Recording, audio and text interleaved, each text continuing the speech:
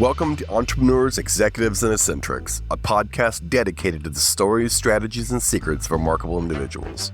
Join us as we engage in enlightening conversations with intriguing entrepreneurs, accomplished executives, and fascinating eccentrics, exploring their journeys, triumphs, and unconventional wisdom that has shaped their success. So I went from 3 to 52 in 1 year, and half of them were from this East Coast clinic. And I'm forever grateful for her because that's how I got my start. Get ready to meet Mary Fusillo, founder of Family Solutions International, which oversees 3 fertility-focused companies. As a registered nurse, Mary entered the fertility industry after her own experience with fertility treatments.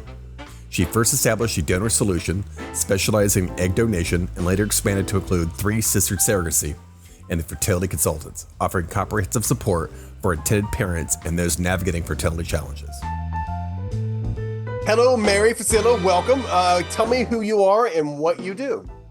Hi. Well, as you said, I'm Mary Fusillo, and I am the owner and founder of 3 different fertility companies under the umbrella of Family Solutions International. So I have the Donor Solution, which was my first company, which finds and helps people do egg donation. My second company is called 3 Sisters Surrogacy, and we also help find surrogates for intended parents that need help having a baby. And my third company is called the Fertility Consultants, and it was started as a way for people going, oh my gosh, how do I start this? I don't know where to go. It's so humongous. So the 3 companies are all under the umbrella of Family Solutions International. So how did you start your first organization? Like, what was the path that kind of led you there? Well, I'm a registered nurse, and I was a career changer. And in my late 20s, I was a journalist. And then I realized that I was really having a hard time eating on a journalist's salary. So I decided I needed a job that would pay the rent. And so I went to nursing school as a kind of a not so quick way to get there. And I ended up spending 10 years in the hospital, climbing up the ladder. I ended up having twins through fertility treatment, and that piqued my interest in fertility. So it was very hard to go back into the very big corporate hospital world as a manager after I had twins. And I found this fabulous job as a manager of an IVF clinic. And this is in the late 1990s when IVF clinics weren't these mini hospitals that they are now. There'd be like 1 or 2 doctors, some nurses, a little OR, and it was smaller. And I did that for a few years. I went to another IVF clinic on the East Coast, where I had a bigger job as a director of fertility care. And then I did 3 years of consulting, telling other people how to do their job, which is always a great time. And by this time, my children were like in elementary school, and I was flying around the country every week. And I said, I got to find something to do closer to home, but I didn't want to go back into an IVF clinic and lose my autonomy. So I started my first business thinking it was going to be a little local thing, that I would keep it in my geographic area and it would just be for like the IVF clinics around me. And then over the intervening 17 years, it's morphed into nationwide and international. But that's also, I know you just described though a lot of the how we got here, right? So typically it's the whole story of, oh, well, I work for corporate and I got really good, or I got a better understanding of the thing that I've now, that I'm now the authority on. And then you just kind of break through, you realize that there's a whole new world on the other side that has nothing to do with working for someone else. I think the hardest thing for me was the fact that I had no real business background. I had worked in the corporate world as a hospital, but being the nurse director or the nurse manager meant, here's your budget. It's X amount of millions of dollars, and here's what you get to spend it on. There was no autonomy in that. So all of a sudden, I'm going to start my own business. I have no clue. So I actually went to the Small Business Administration's classes that they have, and took some classes. And then my favorite was taking one on how to build your business plan. I was like, what's a business plan? And it was a CD-ROM that you put in your giant laptop that weighed 14 pounds. What year is this? This is 2007. Okay, that tracks. Yeah, 2007. And then you built your business plan. But the only problem with my business plan was I didn't have any money. And so I had to start from somewhere. Sweat equity only gets you so far. So I ended up getting cash advances on my credit cards to start my business. Yes. But I paid them all off in 1 year. So So you have the 20 grand. I remember we talked before, you talked about buying yeah, that first computer was very scary. That first copy of yep, Word or Office is, like, oh my God, that's $200. That's now I right. have 20,000 or I have 19,000, $205 left. And then next, you buy the next thing and the next thing and on and on. So how would you have done this differently, from that day on? I mean, if you could go back in time, would you have done something different? Or is this kind of the path that you would have taken? I think, well, okay. So first of all, I have never beat myself up for what happened then because I didn't have the knowledge base. And honestly, Right. life has changed a lot in the last 17 years. But the number one thing that I would do is I went down the road of that I had to have a brick and mortar office. And so I spent a lot of my cash, that I was going to start my business with. I spent it on doing an office. And if I had to do it over again, I would have either gone to, what do they call them, like executive suite. Right. Okay. Or I would have just worked from home a little bit longer because in my previous job, when I did consulting, I worked from home and then flew other places. But people feel like you're not legitimate at the time unless you had brick and mortar. So that taught a huge amount of money. Number two was the dang phone system. Oh my goodness. Because I was in an office building, I had to have a business phone system, which was hundreds of dollars a month Yep. versus just getting a phone line, right? Because there wasn't as much. I mean, honestly, I had a BlackBerry at the time. Okay. I had a BlackBerry. So you didn't have that ability to just go, we'll use our phones. I'd say we went to cell phones 10 years ago. Okay. Yeah, but And I know it's funny. People forget that was a huge expense. I mean, when I first started yes, my first company, I think we spent like 3 grand on a stupid phone system for what, yeah. three of us. Like it had a voicemail, and it was just so expensive compared to what we really needed. But to be fair, after COVID, right? I bet everything kind of did you make some big changes in terms of office space after COVID? Well, we made it beforehand because I moved to, so I had done the shuffle. I had a big, giant office. It was ridiculous. I was spending, $2,100 a month, which doesn't sound like a lot, but in 2007, 2008, 2009, that was a lot of money, plus a couple $100 a month for this stupid phone system. And then, every day we're going in. I only had one other employee, but people did come to the office. I will say it was used, but I didn't need all that space. Okay. So I think we morphed when I moved to Phoenix and I left my other employees in Houston for my husband's job.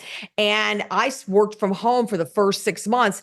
And while it was perfectly fine, my kids went to school, my husband went to the office, I was lonely. And so I actually then got an executive suite literally down the street from my house so that I could get up in the morning and go to work. Now I'm like, who needs that? But at the time, 10 years ago, I'm like, I needed that, but I'm back in my hometown and I know everybody, so I don't need that interaction per se.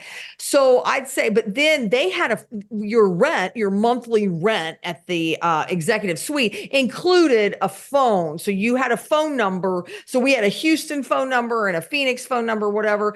It was COVID where we all went home, and now we do a co-working space. So we have an actual office, and it's pretty big. It has 2 desks in it, and we store our marketing stuff there. But my people that come to the office, they go sit in the little chairs and they have little cubbies and whatever. And it's a fabulous thing. And we only pay for this phone system that actually gives you a phone number. You ring, and then it's like, my secretary answers the phone and says blah blah blah, and then she sends it to somebody else's cell phone. That costs us over a year like $1,500 or $1,800. So you think it's $150 a month when I used to spend $300 a month just for one phone line. Yeah, well, So for a much harder, so you'd have to call someone, right? You want to add a new phone, you have to call someone. You want to add a new voicemail, or all those things cost money, or add-ons or whatever. It's a yeah, kind of a brave new world a little bit, right? Because now you could just go, okay, well, I have maybe a register a business, cell phone's now the business, voicemail, just change the voicemail to my company name, and bada bing, bada boom, you're ready to rock. That was a different world, back then, for sure. yeah. So let's talk about IVF just for a moment, okay? Okay. So can you better explain the actual service that you're providing for your customers? Okay, so since there's 3 companies, I'll start out with the one that's the oldest, which is the donor Right. solution. Okay, so women and are now with so many same-sex couples having children. If women have had, if they've entered premature menopause, if they have poor egg quality, if they have what they call lower fertility ability, if they've had surgery, if they have a genetic disease like Huntington's that they don't want to pass on to their children, things like that, they will utilize an egg donor. Back when I started, it was all anonymous. You picked your donor from like a little tiny profile sketch with a little itsy bitsy picture. And then that donor would go through the in vitro fertilization process. They would retrieve her eggs. She would be compensated for her time and effort. And then they would be fertilized with the woman's husband's sperm, or in the case of same-sex couples, they would do each partner in the same-sex couple would have half the eggs, and so that the children would have the same biological maternal line, but two different paternal lines. Okay. So over the course of the years that I've been in this field, especially my own business, we've morphed into these 26 30-page dossiers down to like, what's your favorite color? Tell us about a time that they're almost like job interviews, the donor profiles. And they have 10 to 30 photos. They have a video. People can get to know each other if they want to. So there's known, there's what they call identity release, and then there's completely closed. A lot of different ethnicities want completely closed. So I would say Asian, East Indian, they tend to be very much, they don't want anyone to know about this, but Latinos, African Americans, Caucasians tend to be more open and say, yes, I'd like to meet the donor. If it works out in the future, I'd like her to meet our children. Okay. So that's kind of how that morphed. So we went from like, here's your 5 choices to 300 and 400 choices that you can then like pick hair color, eye color, education level, geographic area. And then they kind of winnow it down till they get 2 or 3 choices, and then they pick one. And then the donors are compensated somewhere between $6,000, $15,000, depending on their first time. I mean, let's be honest, people will pay a larger compensation to somebody who has a master's degree in chemical engineering than they will somebody who has a bachelor's degree in psychology. What's interesting though is that you took a bit. I mean, it's just kind of, it's also the I've heard this a couple times, right? You took a business that wasn't very personal and something that would be the most personal thing maybe that someone would ever experience ever, right? And what you did was you made it better, right? You made it where the things they really wanted to understand about their donor, the things that maybe was really important, that was not available, back when, before you started all this. So you took somebody that was kind of archaic and you made it not, right? You modernized it. I'll tell you what, the one thing that really happened that changed everything was when I still worked in the consulting world. Okay. I was at a big East Coast clinic. Okay. And I'm talking to them about donors, blah, blah, blah. And the physician said, well, we don't really need this because I pick the donor for the person. And I went, what do you mean? He goes, well, I feel like I really can pick the best person for them.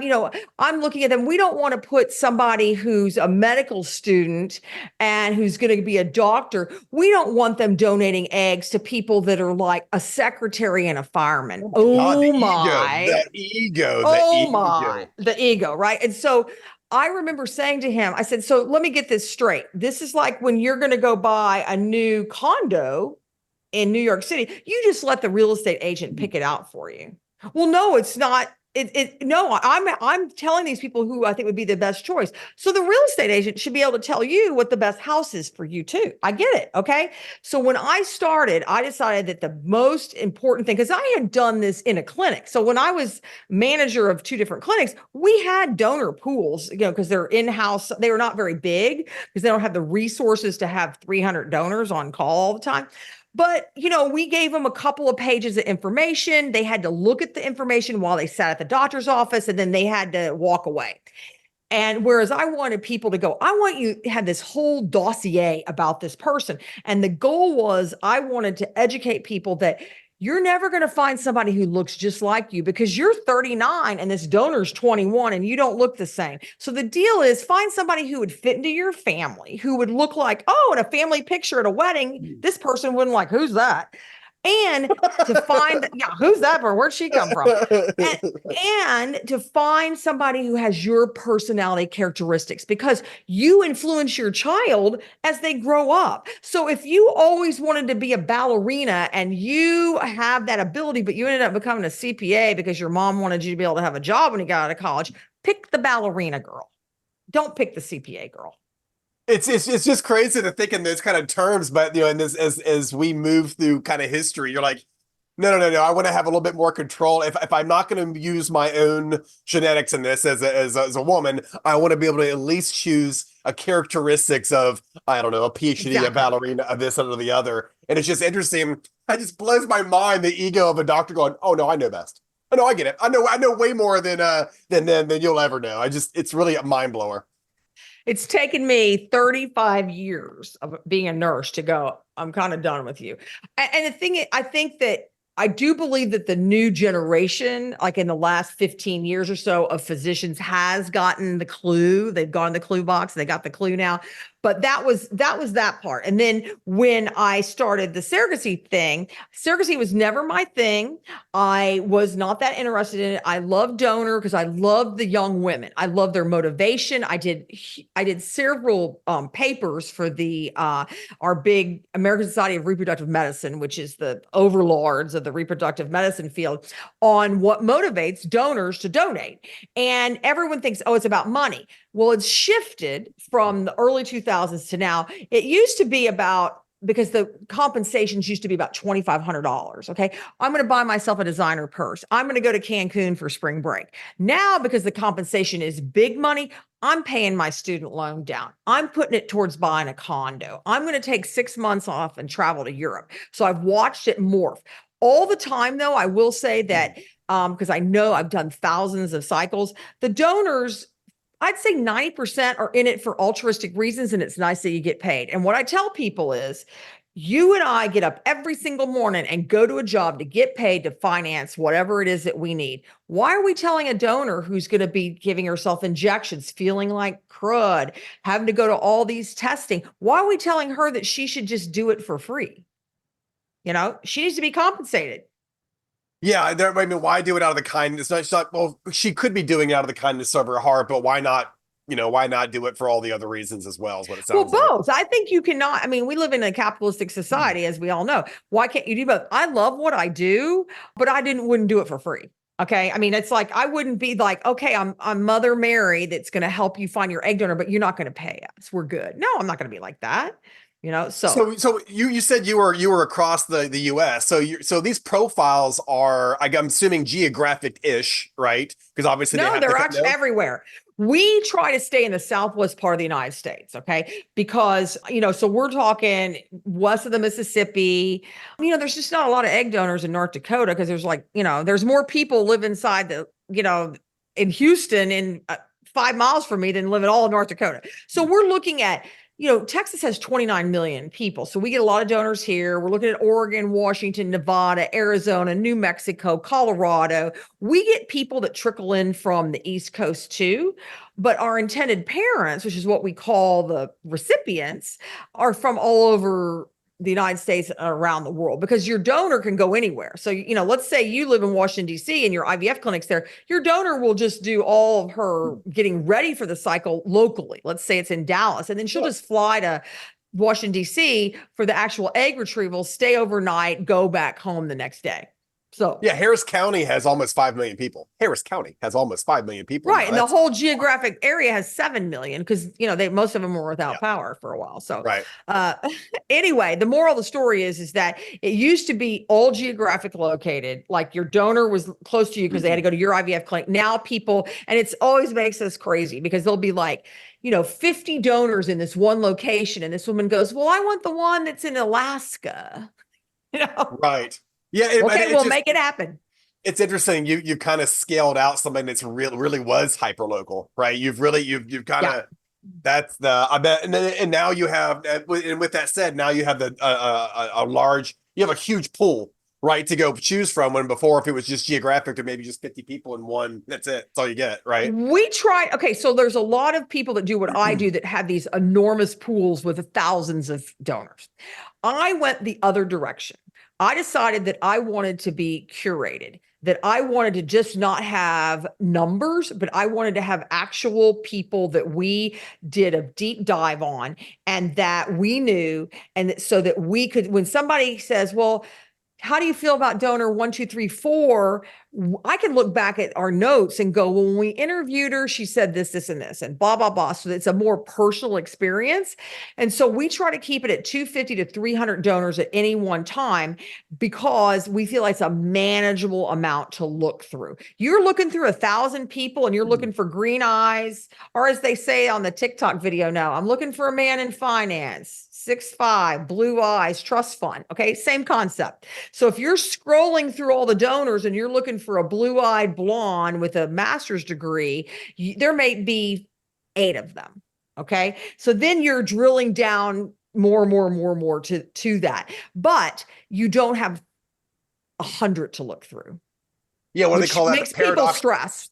The paradox of choice, right? Anything above Right. 8, the human brain really can't. I think it was 8, maybe it's 6. Can't really wrap their mind around more than 6 or 8 things at a time, let Right. alone thousands. And they're doing this huge thing for their lives. So they feel like I've got to look at every single donor in the whole United States before I can make my choice. So what we do is a lot of education. So our information that we send out to people is about what a donor actually is. You do not get this girl. You don't. You get one cell that has DNA that's 99% like everybody else. Everybody else has DNA. That 1% is what you're looking for in her bio that kind of matches what you have, so that you skew your child to have the same kind of looks, personality, ethnicity as you do.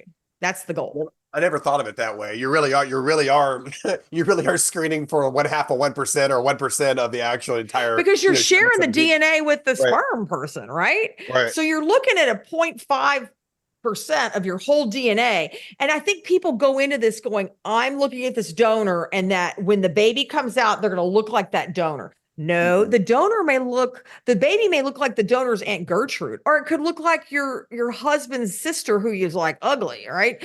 And so don't think that you're getting the donor. The worst, I will say, and I think it's because of biology, is same-sex men, okay?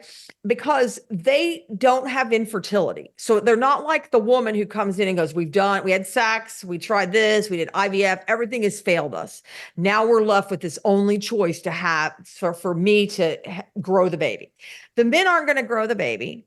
So, and they haven't had the loss of their fertility. They're still going to have a baby that has their genetics. So they look totally different at the donors. They look at, what does she look like? What's her family look like? They have a whole different perspective on it. They're not looking at personality. They're looking at looks. It's a different thing.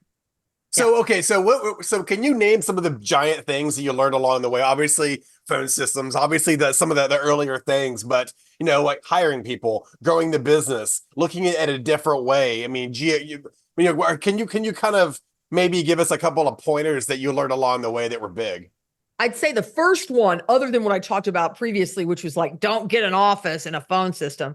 I think the big thing for me was I kept expecting that I needed to be very corporate, that I needed to instead of just being me who wanted to help people I mean, I still get like cards from people that have 16-year-olds at Christmas time because I helped them have babies. Okay. Right. I think having a corporate mindset that I had to work 8 to 5, Monday through Friday, and that, I had all these employees. That was number one. Number two, you can go into this. You do not need an MBA. You can go into any business, but you do need to have you need to take some courses I really like the Small Business Administration. I think they do a good job. I think you need to find some kind of mentor, because what I do, which is really consulting, is not the same as I want to open up a donut shop. And that's where, like, a lot of the stuff you're going to hear is how to open up a store, or how to open up a retail thing, or how to open up your law practice. This is all consulting. Everything I have is not tangible. There's not something I could put in a box and you say, I want to buy your business. Well, it's a couple of websites and a database, right? So the other thing is I waited too long to hire people. And yeah. And I think it's after I read that book, Who Moved My Cheese or Who Moved the Cheese or Yeah, whatever yeah, yeah. about. So, Okay. with that said, who was your first employee then? What was the thing that was so aggravating? You're like, I just can't do this alone. Boom. Who's that person? Well, back in the day, I know this is going to sound like we've all been around since the 1950s, but we didn't have this stuff where now I have this database and you can go in and say, I want blue-eyed blonde, da da da, and up will pop all these people. We did this all manually. So on our website would be basically a PDF of all these donor numbers with their, numbers and their age and blah, blah, blah. And you would say, oh, Mary, I'm interested in number 5. And I would physically Xerox number 5 and mail it to you because you didn't have the ability to attach a PDF. I mean, I know that sounds like weird, but this is what happened. So I finally broke down and hired a part-time assistant, and that helped. But I was so, I had this $27,000 that I'd borrowed from my credit cards that I was trying to pay off. Plus I was trying to make money for my family because we went from having this nice salary as a consultant to having no income and kids in private school. And that was really tough. It took me 4 or 5 years to go. The deal is you're going to have better business if you hire people. So I did. And now I've had the same people. And actually I've had like the same crew for 7 to 10 years. And so we're like a little bonded group. It took me a long time to hire a dedicated administrative assistant for me. That to me was a luxury when I can just go do it at home at night. I can do all this paperwork. Right. When in reality, it's allowed me to be more creative, to find different ways to get donors and surrogates and new clients versus doing the paperwork at night. So, the other question I love asking is, where did your first dollar come from? So you go register your business, you do this, you do that, you go like, oh, the SBA says, put my name in a newspaper somewhere, right? So it's proof that I own the name and all the things, right? When did the very first dollar happen? Was it immediately? Did you already have this wind up, or okay.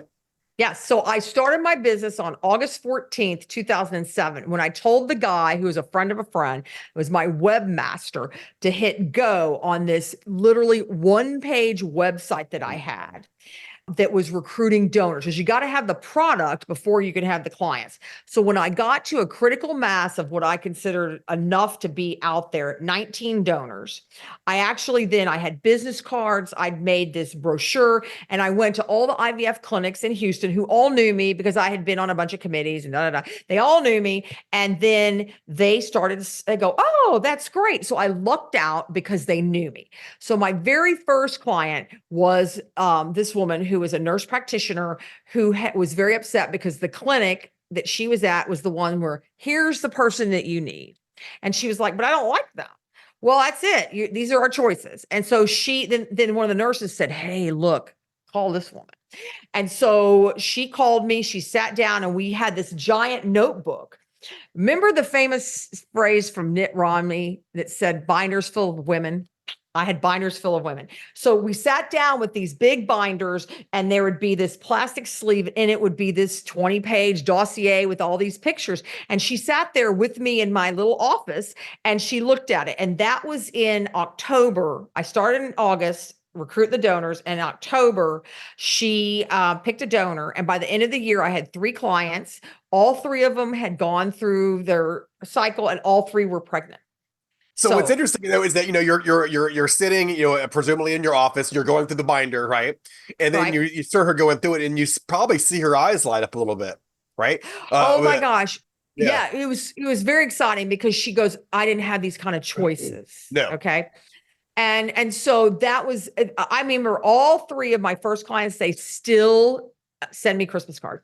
So, and I remember my first 3 clients. And then in January of 2008, right before the world was about to implode, I had a friend that I'd met at a conference that was ran the donor program at a huge East Coast IVF clinic, the same one where the doctor told me I pick all the donors. Well, she'd been there a long time, and she was done with this because the people would start crying. Because if you did not pick the donor the doctor wanted, you went to the back of the line, and they would wait 2 years or whatever. So she convinced them that because they couldn't recruit enough donors, that she knew me. I was a nurse. She knew that I was, up and up. And so she started sending me all of her people.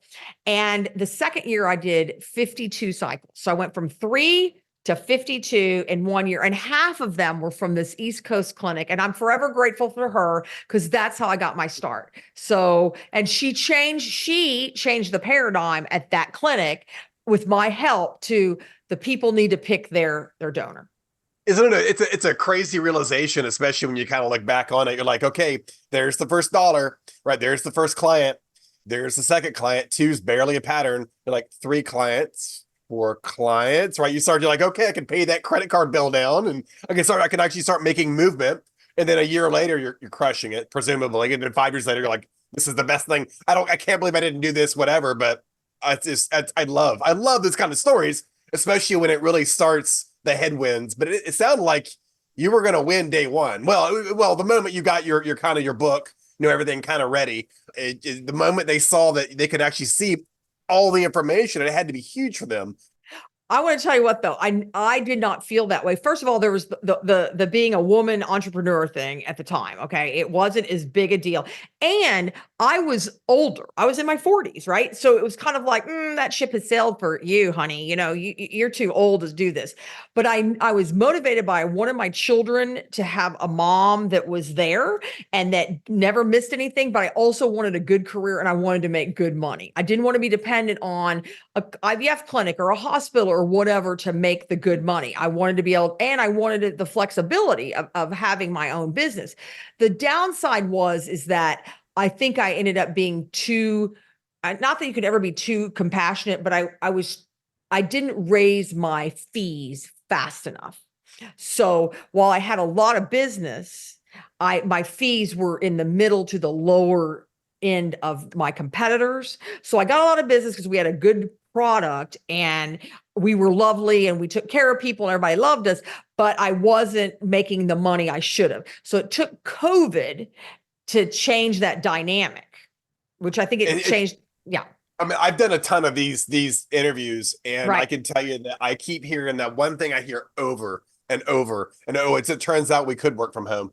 As it turns out, we could hire anybody, geographically speaking. As it turns out, all those things were possible, but it took COVID to kind of like push the boulder over the edge to actually get the ball rolling. I know that's kind of what happened for Bright Ray as well. We just went completely virtual and never looked back, and here we are. So with that said, is there anything, specifically, so you make your first dollar, you hire your first employee, now you're second employee. Now, is there a point where you start to see this thing scales? Like you start to look at geography is not really an issue. Like when was the first non-local that you're like, this is going to work? This is absolutely going to work. I can do this in Phoenix. I can have someone here. I can have someone there. When was that realization? So I probably was like 2009, and Texas didn't have that horrible recession as bad as everybody else did. And the one thing I learned is, in the face of grave, like financial, political, whatever, people still want to have a baby. So you don't worry. I think actually more people came out of the woodwork during the recession to have babies because they're like, that's the one thing I can hold on. Everything else may be gone to hell, but I want a family. And the same thing with COVID. So I ended up about 18 months in, I started going once every 2 weeks to Dallas, and there was a executive suite there, but I could for like $100, I could address and I could use one of their conference rooms.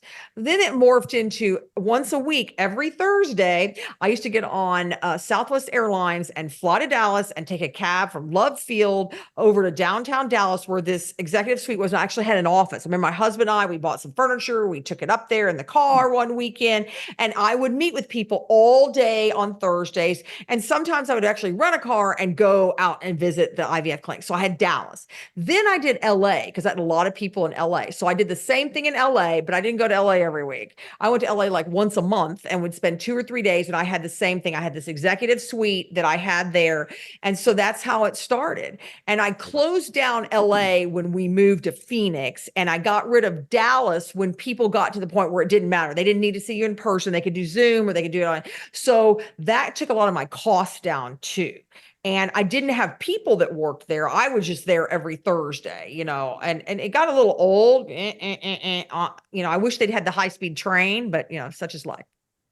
Right, yeah. Dallas is 3 hours and 27 minutes away by car. It's a miserable, flat, And I don't want featureless to, drive. yeah, no, no. So if I was going to go see clients, I would spend the night, drive my own car or whatever. But this the whole go, but I'd get on the plane with basically my laptop and get off me and all, and I got to know the same people that did every week. Hey, how you doing? How's the kids?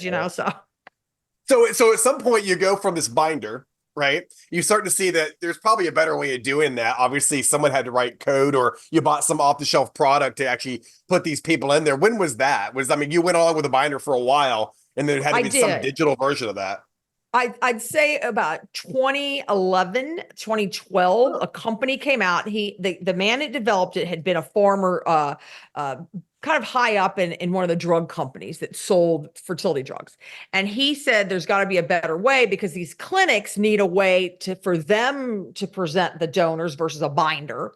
And the donors have to have a way to be able to come in and fill out applications, not a pen and paper. I mean, people did it pen and paper, okay?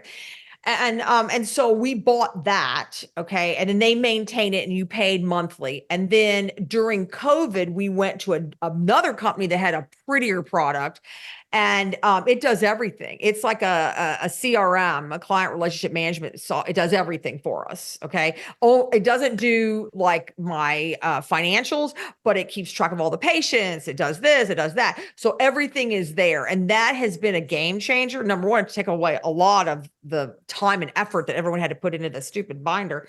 But this one is pretty. So when people get the profile of the donor, or the surrogates get a profile of the intended parents, it looks pretty.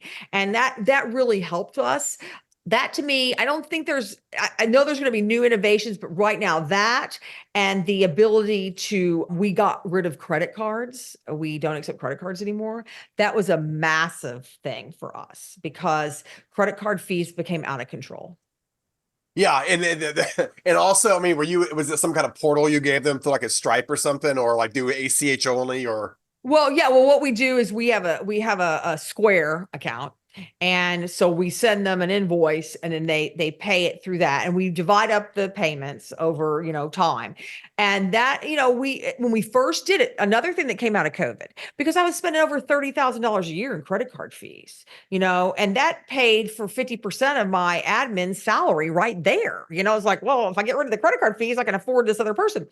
And we had very little pushback. I mean, at the beginning, there was some pushback, and people wanted to pay by credit. I want the points. Well, I'm not raising my fees, because we used to charge them 5%. We'd say, if you use a credit card, yeah, we're going to charge you 5%. And then we get some men that would say, well, you can't do that. That's illegal. Well, then the price is 5% more. So Right.